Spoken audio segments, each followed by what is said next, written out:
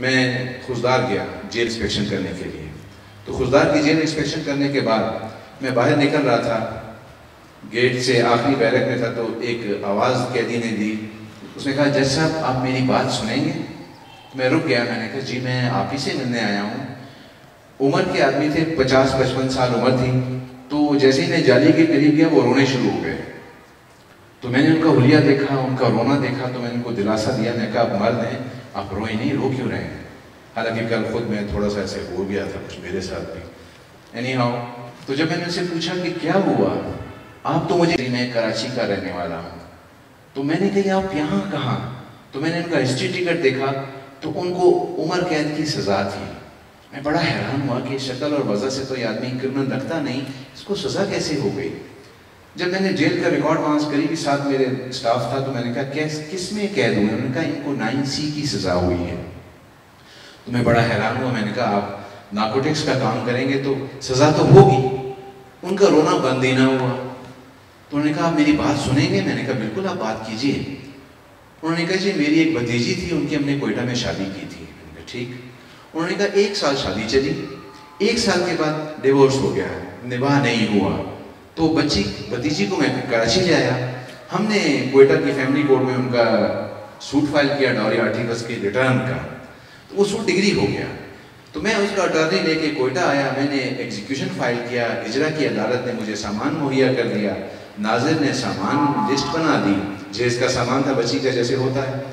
तो मैंने अड्डे से जाके ट्रक एंगेज किया, ट्रक वाले से बात की, किराया तय किया, ट्रक वाला ट्रक लेके आया। अगले दिन तय हो गया कि सुबह निकलना है।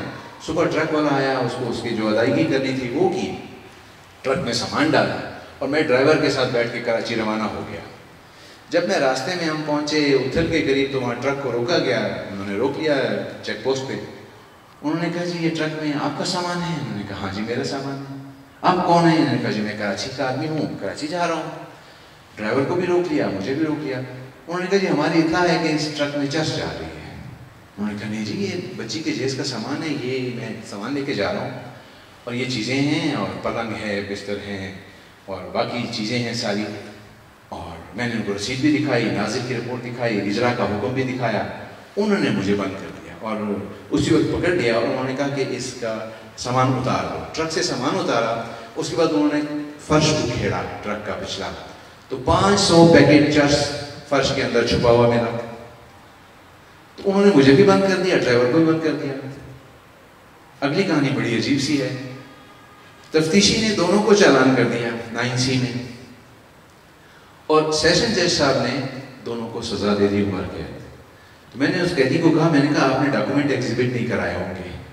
उसने कहा, जी मेरी डिफेंस प्ली भी यही थी, मैंने तमाम डॉक्यूमेंट एग्जिबिट भी करवाए थे, रसीदें भी, इसके बावजूद जज साहब ने सजा दे दी। मुझे बड़ी तकलीफ हुई। मैंने कहा, आपकी पेशी? उन्होंने कहा, जी 3 साल से मेरा केस नहीं लगा सुनवाई के लिए। मुझे और भी बड़ी तकलीफ हुई। मैं निज़ाम की बेहतरी की बात कर रहा हूँ, जहन में रखिएगा। मैं कोयटा आया, मैंने अपने चीफ जस्टिस को कहा, मैंने कहा सर मैं इंस्पेक्शन करके आया हूँ, इस तरह का केस आया, अगर आप इजाज़त दें मैं ये केस अपने पास लगवाना चाहता हूँ। तो उन्होंने मुझे सताइश भी की और कहा कि ज़रूर, यही काम तो करने के हैं आप, क्यों मुझसे क्यों पूछ रहे हैं? मैंने रोस्टर को कहा, ये फाइल मुझे दे दो। रोस्टर से फाइल लेकर मैंने सोचा सुबह फिक्स कर दो और वकील को नोटिस कर दो। मैं वकील का नाम नहीं लूँगा, अगर वो पिंडाल में बैठे उनको याद आ जाएगा। रात को मैंने फाइल पढ़ी, आप यकीन कीजिए हर डॉक्यूमेंट और हर सबूत उसके अंदर मौजूद था उसकी बेगुनाही का। तो मुझे बड़ी तकलीफ हुई कि मेरे इस सेशन जज ने इसको उम्र कैद की सज़ा कैसे दी और 3 साल से तो ये अपील हाई कोर्ट में चला नहीं पा रहा। तो जब मैंने ऑर्डर शीटें देखी तो वकील साहब की बार बार गैर हाजिरी पाई। मुझे और भी तकलीफ हुई कि वकील साहब ने गैर जिम्मेदारी का मुजाहरा क्यों किया। मैंने अगले दिन पेशी रखी, वकील साहब नहीं आए, नोटिस तामील किया, वकील साहब नहीं आए। मैंने टेलीफोन करके स्टाफ को कहा, वकील साहब जहाँ भी हैं बुलाएं। वकील साहब दोपहर को नसीब हुए मुझे। मैंने वकील साहब को कहा, वकील साहब ये आपका केस है, ये क्या जुल्म कर रहे हैं आप, केस क्यों नहीं चला रहे और आप 3 साल से एडजमेंट दे रहे हैं? तो उसने जवाब दिया, सर ये जालिम मेरी फीस नहीं देता। मुझे और भी तकलीफ हुई। मैंने कहा, ये मैं आपको मौका दे रहा हूँ, सुबह 9:30 बजे मेरी अदालत में इस केस को पैरवी करें, आप फाइल पढ़ के आ जाए। सुबह 9:30 बजे वकील साहब आए। आप यकीन करें मैं झूठ ना कहता हूँ ना कहूँगा, वकील साहब ने सुबह भी फाइल नहीं पढ़ी थी। मैंने 5 मिनट में उसको बरी कर दिया। अब इस एक कहानी में बहुत सारे सवाल हैं, बहुत सारे किरदार हैं। किसने कहाँ ठीक होना है, मेरी क्या जिम्मेदारी है, आपकी क्या जिम्मेदारी है। मैं तो कसम खा रहा हूँ कि मैं अपनी जिम्मेदारी पूरी करूँगा, चाहे मुझे उसके लिए कितने ही कड़वे घोंट क्यों ना करने पड़ जाएं। आप बताइए, आप जिम्मेदारी लेंगे?